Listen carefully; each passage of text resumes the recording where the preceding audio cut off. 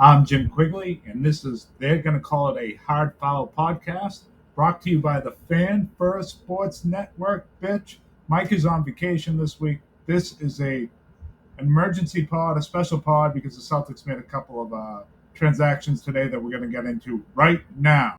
You're listening to They're going to call it a hard foul. They're going to call it a hard foul.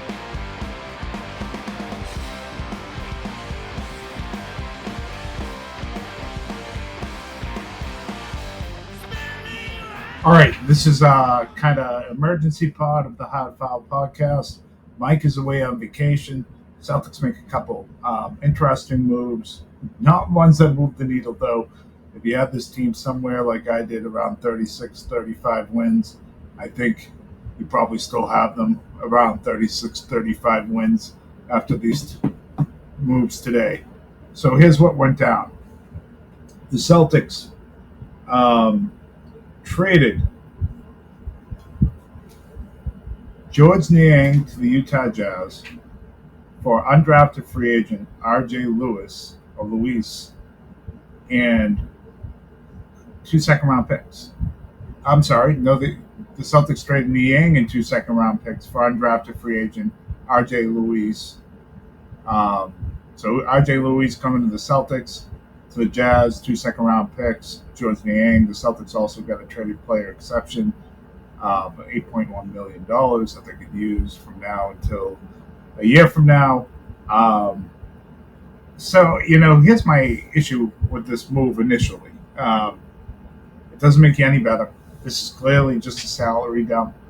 At the end of the day now, you have traded Kristaps Porzingis and Drew Holiday for an undrafted free agent, Anthony Simon, and you've also sent out 1 first-round pick that you netted in that whole thing. And those aren't moves that make you any better, obviously. Everyone knows that. That's salary dump stuff. That's stuff to get you below the second apron, get you close to the first apron. And it's been really what the Celtics offseason has been about. It's been about saving money, getting under tax aprons, potentially getting under luxury tax, cutting salary. And I get news for people. I don't think they're done doing that. The way this is lining up, I think they're going to continue to try to get under that, whether that happens before the season starts or if this happens before the trade deadline. Anthony Simons, maybe Sam Hauser. I don't know exactly how it's going to play out, but those players could potentially be on the move at some point this year. And I don't think that's great. I don't think that's great. And the thing you need to continue to keep an eye on, and something we've hopped on this pod over and over and over again, is these moves indicators that the Celtics are going to look to get under the luxury tax at some point during the 25-26 season, and then hope to sustain that under that for the 26-27 season, which alleviates them any repeater penalties. And that gets difficult to do because Tatum Supermax hasn't fully kicked in yet. They'll kick in the fall after this season, but it's I would just say it doesn't leave me all warm and fuzzy. You had an ownership group that bought this team for $6 billion with a B. And they're a private equity group. Bill Chisholm comes from private equity money. Private equity usually looks to go in and buy something, make a lot of cuts, make a profit off it, and maybe sell it later.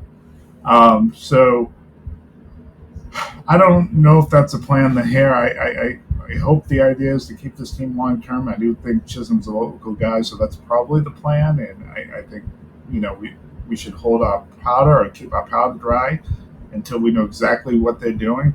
But the early returns haven't been great, and you've gone from the bottom line, and you can blame CBA and certainly Jason Tatum's Achilles tear is a huge part of this, and him being out next year.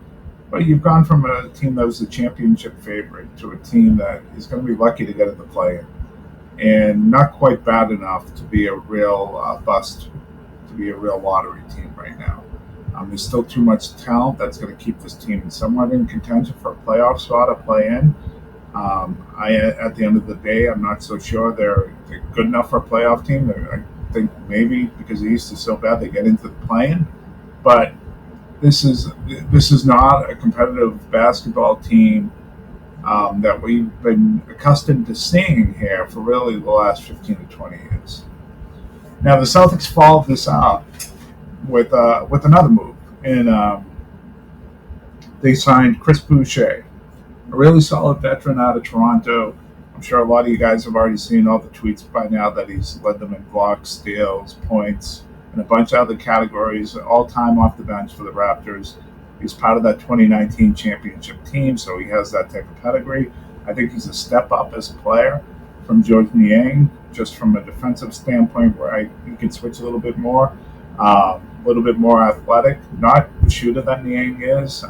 Boucher's, I think, somewhere around 33% in his career for three. But he's a good, serviceable player. Now, I don't think he's shown anything where you would say he's a starter in this league. I think he is a really solid bench player and a guy that can help you. But unfortunately, because of how bad the Celtics front court is, and it's still amongst the worst, if not the worst in the league even with this move, he's probably going to be a starter here for now. And you wonder how that works out. There's always potential that you might get more out of him, but I think you get diminishing returns if you play him too many minutes. What he does give you, it gives you some level of certainty that you don't have with guys like Keita or Gaza or other folks like that. So, where this money situation stands, if you're interested in things like that, according to Bobby Marks, they're just under $200 million salary.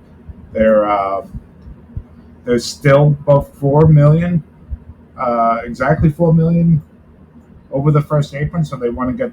I'm sure they're going to try to get below that. And then the key number. It's not just the aprons.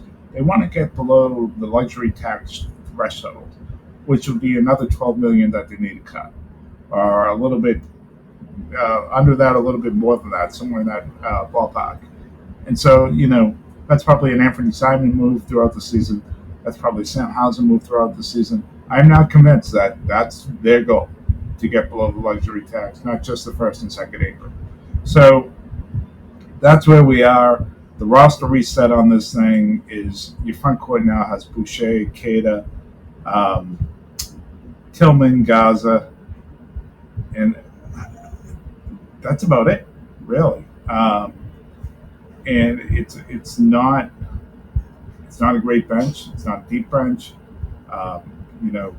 Maybe Anthony Simon's off the bench. Maybe it's Peyton Pritchard. But this is going to be a limited basketball team. And these moves today, well, I think it's just more of the same in this offseason, where it's doing the maximum possible to cut salary while doing really the bare minimum to improve your basketball team. Some people will say that's smart business. There's a lot of basketball analysts out there that are saying that that's smart business. I think from a fan's perspective, this sucks, especially if this is a 2-season thing. Then we have real good reason to question what ownership long-term goals are as well as short-term. Because as we've said on this pod before, you have two max players, I know Tatum is out, that you're essentially kicking the can on for seasons while paying them huge money in their primes. And that's, if you want to get the maximum out of your team on the court, that's probably not the best way to do it. So this was a quick emergency pod to talk about what happened just a little while ago. Like the pod, leave comments, 5-star ratings, all those things. And thanks for following. And Mike will be back from vacation soon.